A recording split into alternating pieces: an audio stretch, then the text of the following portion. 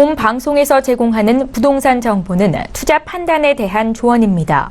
방송에서 제공하는 부동산 물건의 가치, 가격 상승 및 가격 하락에 대해서는 방송사에서 보장하지 않습니다.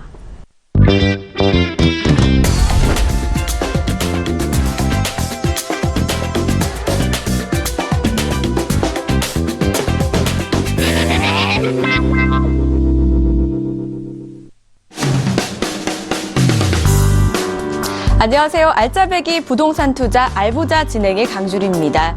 자, 최근 들어서 부동산 집값 정말 많이 올랐습니다. 곰곰이 생각해보면 한국 경제의 저성장이 부동산 집값에 참 많은 영향을 끼친 것 같은데요.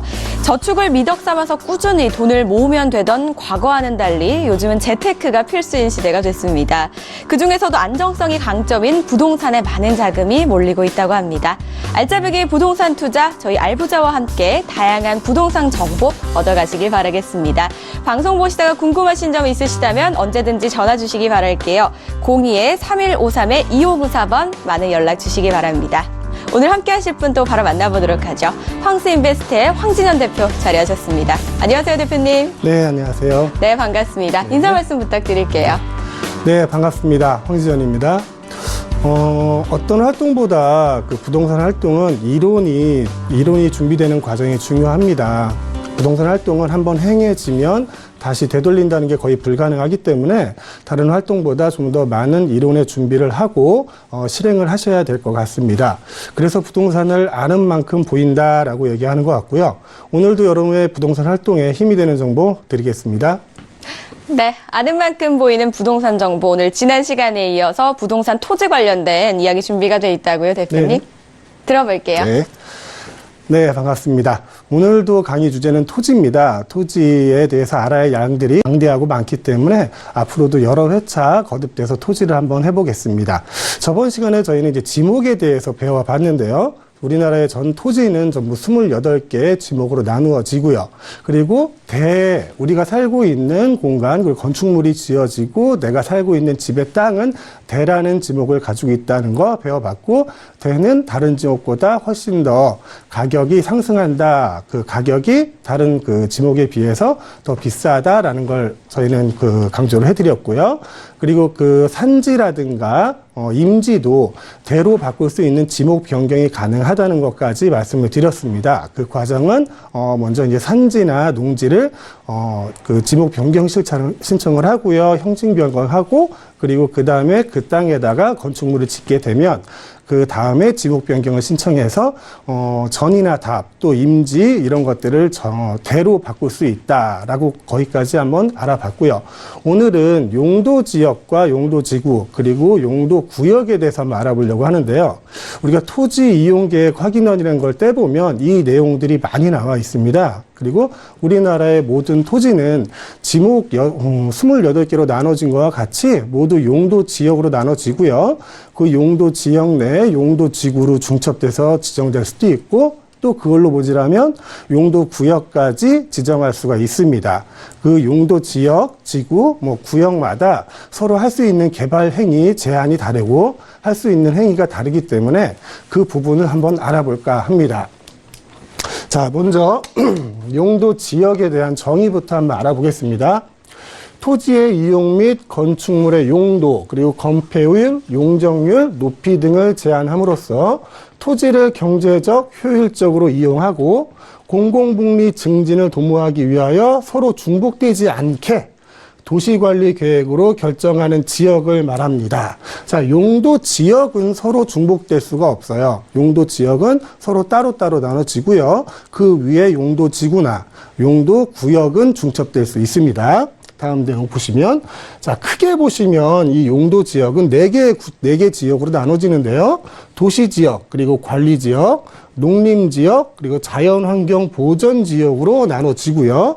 그 세분화된 지역과 제한 사항들이 다 다릅니다. 그리고 예컨대 주거용 주택이 밀집되어 있는 곳에 중화학 공장을 건축한다면 많은 그 주민들이 피해를 볼 수 있겠죠. 그리고 서울 한복판에 명동 한복판에 뭐 농작물을 재배한다거나 하면 그 땅은 경제적으로 비생산적으로 사용하는 방안이 될 겁니다. 이런 거를 막기 위해서 용도 지역을 지정하는 거고요. 용도 지역을 폐단과 비효율성을 방지하기 위해 주거 지역에는 주거 환경을 보호하기 위한 주택 중심으로 그리고 건축을 제한하고요. 별도로 공업지역이나 상업지역 등을 분리함으로써 국토를 효율적으로 관리하는 데 목적이 있다라고 용도 지역을 지정하는데 그 목적을 두고 있습니다. 용도 지역은 용적률과 건폐율, 높이 등을 제한함으로써 전용 주거 지역에는 쾌적한 환경을 보장할 수 있는 저층 주택을 건축하게 하고요.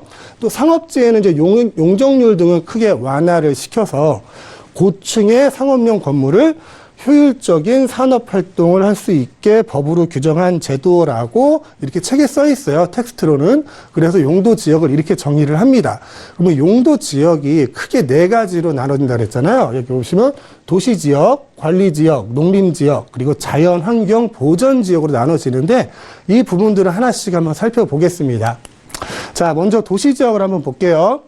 자, 크게 4가지로 나눠집니다. 그 용도 지역은요. 도시 지역, 그리고 관리 지역, 농림 지역, 자연환경 보전 지역으로 나눠지는데 그 도시 지역도 여러 가지로 나눠집니다. 먼저 보시면 주거 지역이 있고요. 또 상업 지역이 있습니다. 그리고 공업 지역이 있고요. 녹지 지역. 자, 도시 지역 자체만으로 또 4가지로 나눠지고요.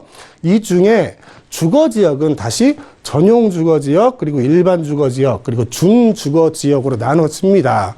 자, 이걸 내가 왜 알아야 되지? 저것까지 어떻게 알고 부동산 활동을 할까라고 생각을 하시는데, 토지에 대해서 토지 이용 계획 확인을 한 번이라도 보신 분들은 이 내용들이 익숙하실 거예요. 익숙하시고, 이 내용들을 꼭 알아야겠다라는 걸 아실 겁니다. 그래서 하나하나 좀 한번 살펴볼게요. 먼저 전용 주거 지역은 1종 전용 주거 지역과 2종 전용 지역으로 또 나눠집니다. 자, 1종 전용 주거 지역은 단독주택 중심의 양호한 주거 환경을 보호한다라고 되어 있고요. 2종 전용 주거 지역은 공동주택 중심의 양호한 주거 환경을 보호한다라고 되어 있습니다. 자, 이 말뜻이 뭐가 다르냐라고 말씀하시는 분이 계시는데요. 이 말뜻에 따라서 건축할 수 있는 건물이 달라지고요. 들어올 수 있는 상가가 달라집니다. 그래서 1종과 2종을 나누는 그 의미를 두는 거고요. 하나하나에 대해서 건축할 수 있는 그런 건물을 본다든가 아니면 여기서 이제 행위 제한이 어떻게 이루어진다든가 이 내용들은 다음 장에서 한번 알아볼게요. 일단 종류부터 나눠보겠습니다. 다음은 일반 주거 지역인데요. 일반 주거지역도 1, 2, 3종으로 나누어집니다. 1종 일반 주거지역은요, 저층 주택의 편리한 주거 환경 조성이라고 되어 있는데요. 그 위에서 본 거랑 좀 다르죠. 양호한 주거 환경을 보호한다고 되어 있고요. 일반 주거지역은 편리한 주거 환경을 조성한다고 되어 있습니다. 자, 2종 일반 주거지역은 중층 주택을 중심으로 하고요. 3종 일반 주거지역은 중고층 주택을 중심으로 주거 환경을 조성한다. 우리가 일반적으로 고층 아파트를 짓고 이렇게 살아가는 공간은 대부분 여기에 포함이 되겠죠. 준주거지도 될 수 있고요. 자, 그리고 준주거 지역을 한번 보겠습니다. 주거 기능 위주로 이를 지원하는 일부 상업 기능 및 업무 기능을 보완한다. 우리가 주거 지역 옆에 근린 상가가 생기잖아요. 4층, 5층짜리, 그리고 상점들이 입점을 하게 됩니다. 그런 지역은 이제 준주거지라고 보시면 됩니다. 자, 여기까지가 주거 지역이었고요. 다음은 상업 지역을 한번 살펴보겠습니다. 야, 상업 지역도 또 많이 나눠지네요. 자, 중심 상업지역, 일반 상업지역, 그리고 근린, 유통 상업지역으로 나뉘게 됩니다. 자, 중심 상업지역은 어떤 내용이냐면, 도심, 부도심의 상업 기능 및 업무 기능을 확충한다. 이게 중심 상업지구고요. 이걸 어떻게 나누기가 힘들어요. 뭐라고 설명하기가. 일단 텍스트 자체로 이해를 하시죠. 중심 상업지역은 도심, 부도심의 상업 기능 및 업무 기능을 확충하기 위해서 그 용도 지역을 세분해 놓은 지역입니다. 일반 상업 지역은 일반적인 상업 기능 그리고 이 업무 기능을 담당한다. 자, 얘기가 좀 다르죠? 얘기가 다른 거 보니까 일반 상업지보다는 중심 상업지가 조금 더 상업지 역할을 더 한다는 느낌이 드네요. 그리고 근린 상업지역이 있는데 근린 지역에서의 일용품 및 서비스의 공급을 위하여 필요한 지역. 근린 상업지역보다는 일반 상업지역이 좀 더 상업지역 역할을 한다고 볼 수 있겠고요. 그 다음에 유통상업지역입니다. 도시 내 지역 간 유통 기능의 증진을 위하여 필요한 지역. 자, 이렇게 상업지역은 중심, 그리고 일반, 근린, 유통 상업지역 네 가지로 나뉘게 됩니다. 자, 다음은 도시지역 중에 세 번째, 공업지역을 한번 알아보겠습니다. 공업지역도 전용공업지역, 일반공업지역, 준공업지역 이렇게 세 가지로 나눠지게 되는데요. 전용공업지역은 중화학공업 그리고 공예성 공업을 수용하기 위해서 필요한 지역입니다. 우리가 울산의 화학공업 단지라든가 인천 남동공단, 시화공단 이런 것도 아마 전용공업지역으로 보시면 될 것 같고요. 일반공업지역이라고 있는데요. 환경을 저해하지 아니하는 공업을 배치하기 위해 필요한 지역. 자, 전용공업지역보다는 조금 규제가 약해지겠지요. 그 다음에 준공업지역을 볼게요. 준공업지역은 경공업, 그 밖에 공업을 수용, 주거기능, 상업기능까지, 그리고 업무기능까지 하게 됩니다. 자, 공업지역보다는 규제가 약한 게 일반공업일 거고요. 일반공업보다는 규제가 약한 게 준공업지역일 겁니다. 그리고 마지막으로 녹지지역을 보겠는데요. 녹지지역은 보전녹지지역과 생산녹지 그리고 자연녹지지역으로 나눠집니다. 자, 이름에서 볼 수 있다시피 어느 게 제일 규제가 강할까요? 자, 보전녹지지역이 제일 강하겠죠? 자, 보전녹지의 정의를 한번 볼게요. 도시의 자연환경, 경관, 산림 및 녹지 공간을 보존할 필요가 있는 지역. 자, 보존할 필요가 있는 지역. 개발이 거의 불가능하다고 봐야겠죠? 그 다음에 생산녹지지역입니다. 주로 농업적 생산을 위하여 개발을 유보할 필요가 있는 지역. 농업적으로 생산하기 위해서 지금 개발을 안 한다는 얘기죠. 그래도 보존 녹지보다는 조금 어감이 약해지네요. 그리고 자연 녹지 지역입니다. 도시의 녹지 공간의 확보, 도시 확산의 방지, 장래 도시 용지의 공급을 위하여 보존할 필요가 있는 지역. 자, 똑같이 보존할 지역인데 뭐를 위해서냐면은 도시 확산의 방지, 그리고 장래 도시 용지의 공급. 자, 이 생산 녹지가, 자연 녹지가 언젠가는 도시 용지로도 공급될 수 있다는 얘기죠.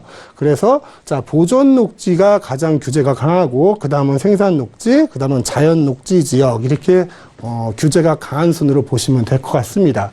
지금까지 도시 지역만 살펴봤어요. 도시 지역만 해도 네 가지로 나눠지고 네 가지 내에서 또 세네 가지로 분류가 되고 복잡합니다. 근데 지금부터 시작이에요. 다시 좀 넘어가겠습니다. 다음은 관리지역입니다. 자, 관리지역은 보전관리, 생산관리, 그리고 계획관리 세 가지로 나눠집니다. 자, 이름에서부터 알 수 있다시피 이제 보전관리가 가장 규제가 강한 거겠죠. 자, 보시면 자연환경 보호, 산림 보호, 수질오염 방지, 녹지 공간 확보 및 생태계 보전 등을 위하여 등등등등 하는데 자연환경 보전지역으로 지정하여 관리하기에는 곤란한 지역. 자, 자연환경 보전지역으로 지정하면 곤란한 지역이라고 하면 자연환경 보전지역이 뭔가를 좀 봐야겠죠? 여기 있네요. 자연환경 보전지역. 자연환경, 수자원, 해안, 생태계, 상수원 및 문화재의 보전과 수자원의 보호, 육성을 위한 지역을 자연환경 보전지역이라고 합니다. 자, 제목에서 알다시피 여기는 거의 개발이 불가능한 지역이라고 보시면 됩니다. 여기는 그냥 자연 그대로 놔두는 지역인데 이 지역으로 지정하여 관리하기가 곤란한 지역이라고 되어 있거든요. 그러니까 이 지역으로 지정하면 아예 개발이 안 되는데 이것보다는 개발할 가능성을 좀 염두에 두고 열어놓는 거죠. 그래서 보전관리 지역으로 지정을 해놓습니다. 다음은 생산관리 지역이요.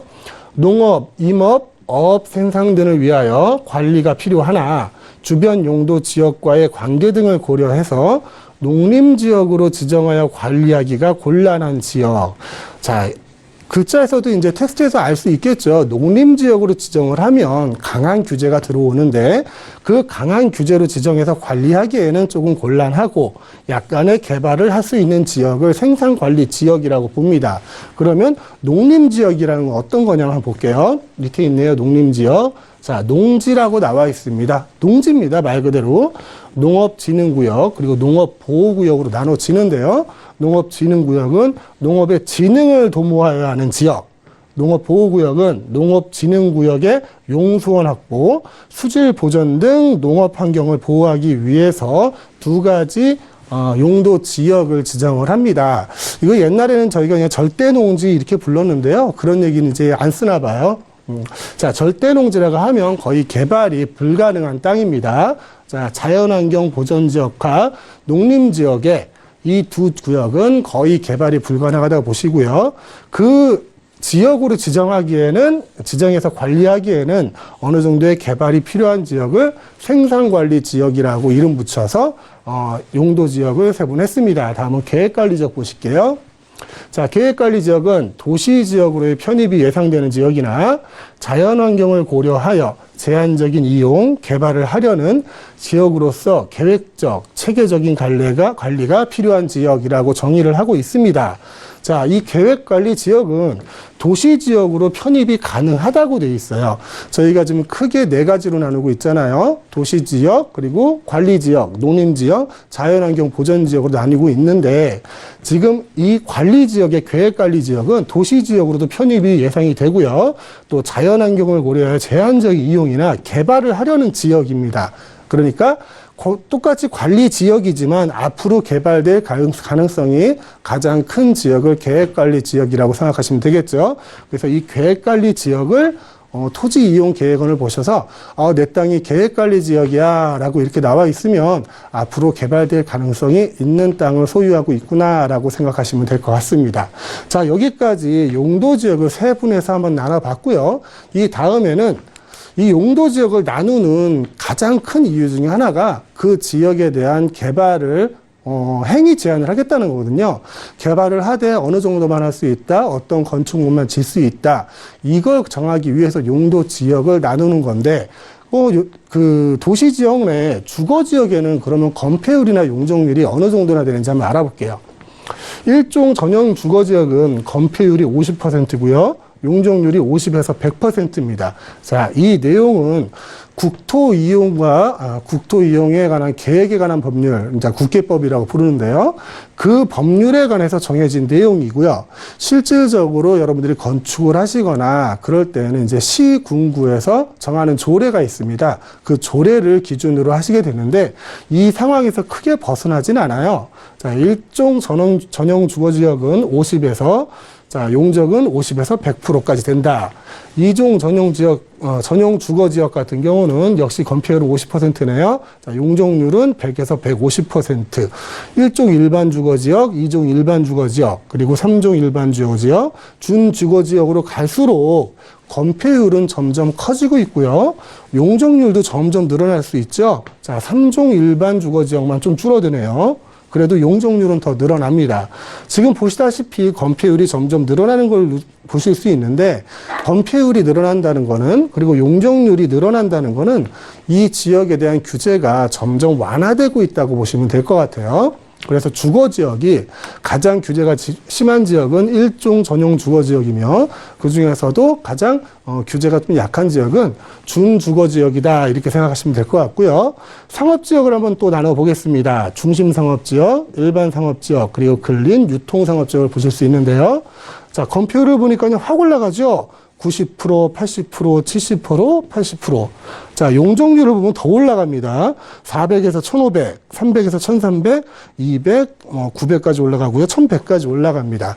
이래서 사람들이 이제 상업지역에 땅이 있으면 부자구나 이렇게 생각하실 수 있는 것 같아요. 자, 건폐율이라는 거는 바닥 면적에 건축할 수 있는 면적을 얘기하는 거고요.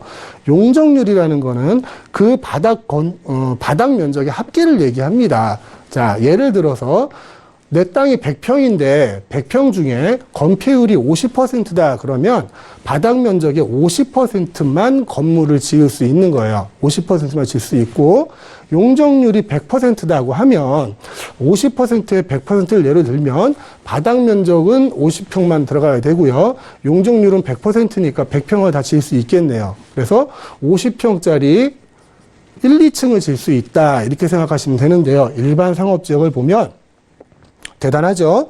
90%에 1500%까지도 질 수 있습니다. 그래서 일반 상업지에 가면 그렇게 고층 건물들이 많고 빌딩들이 많이 서 있는 걸 우리 눈으로 확인하실 수 있는 겁니다. 자, 오늘은 토지에 대한 용도 지역을 설명을 드리고 있는데 이 내용들이 워낙에 방대하고 많기 때문에 오늘 설명드리는 내용은 도시지역 내 상업지역의 용적률까지 설명을 드리고요. 이 위에 나머지 내용들은 다음 시간에 한번 알아보려고 하는데요. 하던 김에 여기까지 한번 해볼까요? 도시지역, 관리지역 여기까지 한번 해볼까요? 자, 보겠습니다.